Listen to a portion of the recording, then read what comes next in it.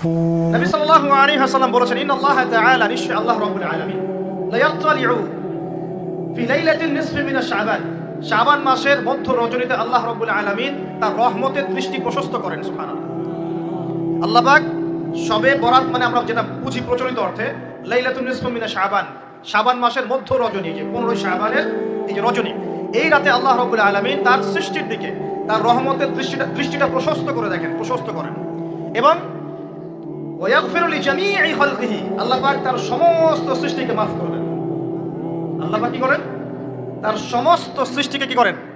মাফ করে দেন। কথাটা ভালো করে বোঝেন। আল্লাহ পাক তার সমস্ত সৃষ্টিকে মাফ করে দেন, ইল্লা, তাদেরকে ব্যতীত।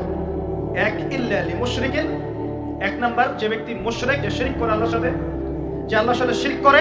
আর দুই, মুশাহিদিন, যে ব্যক্তি অন্তরে মানুষের সাথে বিদ্বেষ পোষণ করে, হিংসা বিদ্বেষ মনে আছে এরকম ব্যক্তি, এবং মনের মধ্যে শিরক আছে, শিরকি আকীদা, মুশরিক, এই দুই শ্রেণীর মানুষ ছাড়া আল্লাহ পাক সমস্ত মানুষকে মাফ করে দেন।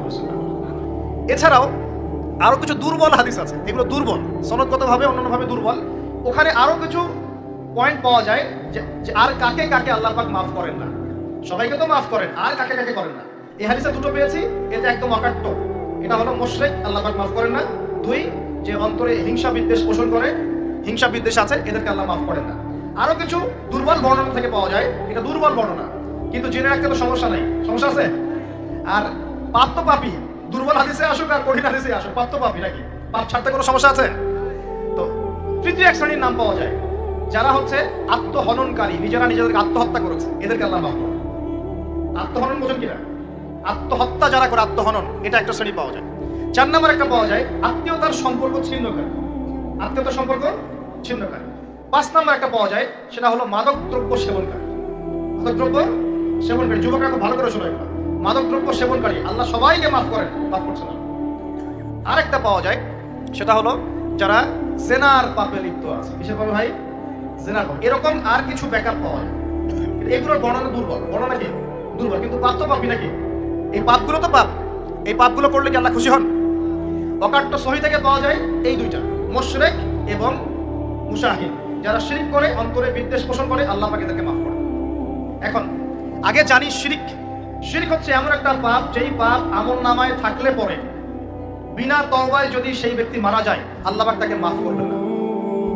ভালো করে শোনেন, শিরক এমন একটা পাপ, যে পাপ যদি আমলনামায় থেকে যায়, বিনা তওবায় সে মারা যায়, শিরকের পাপ নিয়ে আল্লাহর সামনে দাঁড়ায়, আল্লাহ তাকে মাফ করবেন।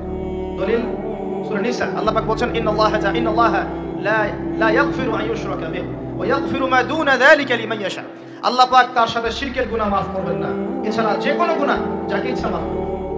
একটা হাদিস বললেই যথেষ্ট হবে, তারপরে সামনে যাব।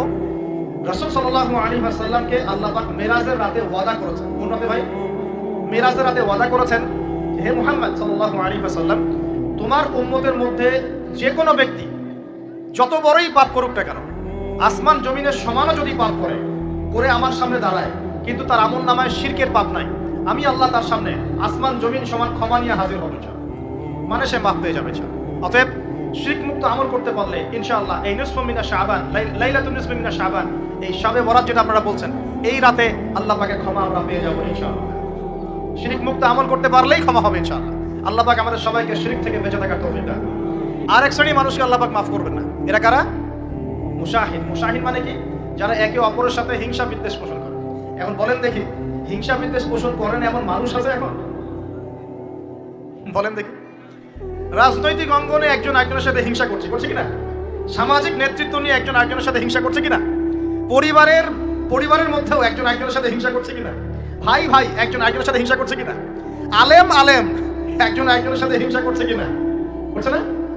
বক্তা একজন আরেকজনের সাথে হিংসা করে কিনা? ধর্ম থেকে শুরু করে বিশ্ব রাজনীতি পর্যন্ত হিংসার দাবানলে এখন পুরো বিশ্বের মানুষ জ্বলে পড়ে শেষ হয়ে যাচ্ছে, হচ্ছে না? মহিলা হিংসা করে কিনা? সতীনে হিংসা করে কিনা? সতীন বোঝেন কিনা? বিয়েই তো করেন নাই, সতীন বুঝবেন কি? সতীন কি জিনিস? 2 বউ, 1 বউ আরেকবার কি হয়? সতীনে হিংসা করে কিনা?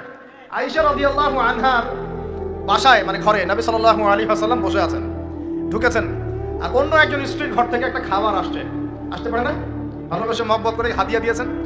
আয়েশা রাদিয়াল্লাহু আনহা যখন দেখলেন তার ঘরের মধ্যে খাবার পাঠিয়েছে অন্য একজন স্ত্রী, পুরো থালাটাকে মাথার উপর নিয়ে থাবাস করে ভেঙে ফেলে দিলেন।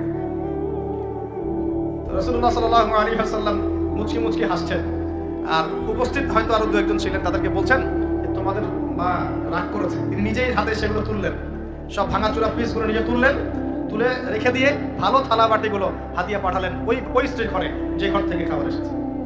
এইভাবে ডিল করতে হয়। আর রাসূল সাল্লাল্লাহু আলাইহি ওয়াসাল্লাম তখন রাগ হন নাই, কেন এই কাজ করলাম, কেন এই কাজ করলাম।